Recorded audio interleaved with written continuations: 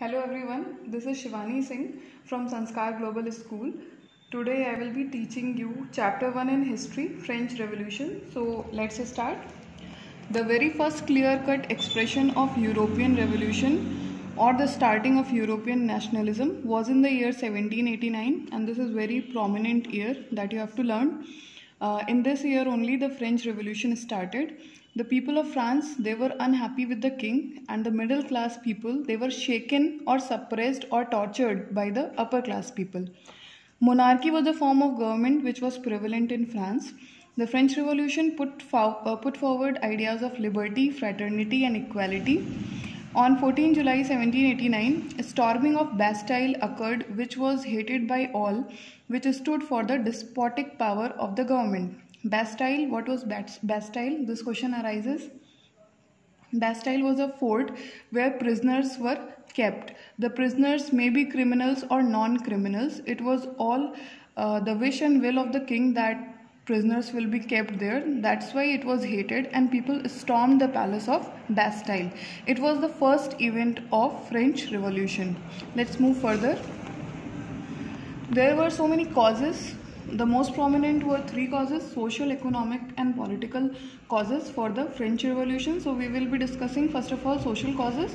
Society before 1789. Why? Because in 1789 there was the French Revolution.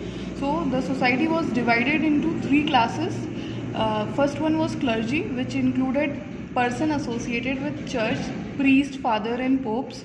And nobility, they were royal families. And the third estate, the most important estate which was responsible for the French Revolution. The people included in some prominent people I'm going to tell you. Rest of the people are not needed to include. Lawyer, professionals, doctors, big merchants, peasants, farmers, etc. And the third estate were the sufferers as well as the only taxpayer. That means clergy was not paying tax, nobility was not paying tax. Only the people of third estate were paying the tax, the very heavy taxes. Now, three types of taxes. This question is always asked in the examination. The first tax is taille, that was the direct tax. There was no reason given for this tax. The tax was just taken in the name of the king. The second tax was tithe. It was collected by church from the peasants. And indirect taxes, daily use items like salt, tobacco, all had some amount of tax which was to be paid by the third estate people, not by the first and second. Now, economic causes. Economic causes counted a lot for the French Revolution. There was subsistence crisis. What was subsistence crisis? People were skilled, they were having some sort of education, but they were not having proper number of jobs. So they were willing to do jobs, but there were no jobs, and they were dying of hunger because they were not able to buy any kind of food.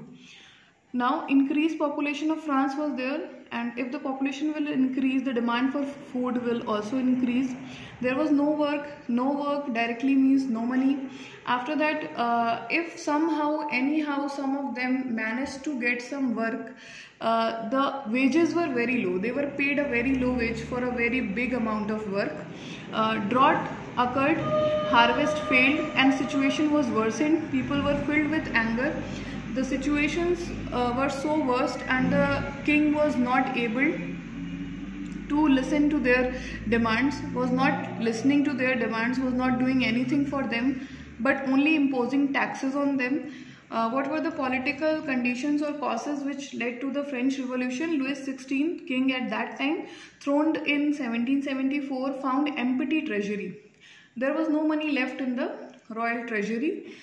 Years of war, royal lifestyle, and maintenance of palace of Versailles, etc. were the causes of expenses. The kings were living the very royal life, and they were spending a lot of money, and that's why to meet the daily needs and the requirement for maintenance, the king imposed a lot of taxes on the third estate people. Growing middle classes. 18th century. After 18th century, emergence of a new social group can be seen. Those were the middle class. These class included educated people, and they believed that if anyone can get education, can get skilled, can get any job, then there should be no privilege by birth. Privilege should be given on the basis of merit, on the basis of progress. After that, there were some philosophers who contributed a lot for the French Revolution. The first one is John Locke.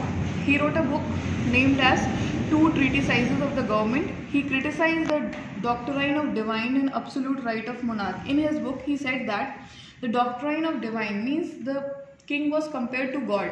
Whatever he says, it was right. And the absolute right of monarch, that means king never can be wrong. He is always right. Whatever he says is non-questionable. The second one is Jean-Jacques Rousseau. His book was Social Contract. In this, he proposed a form of government based on the social contract between people and their representatives.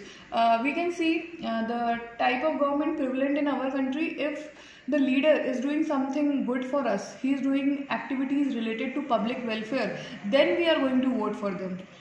But at that time, monarchy was prevalent. The leader was not taking any kind of interest in the public issues, but he was termed as the king and he was having the absolute right and authority. Third was Montesquieu, and his book was Spirit of Laws, in which he prepared a division of power between executive, legislative and the judiciary. This you can see in our constitution also.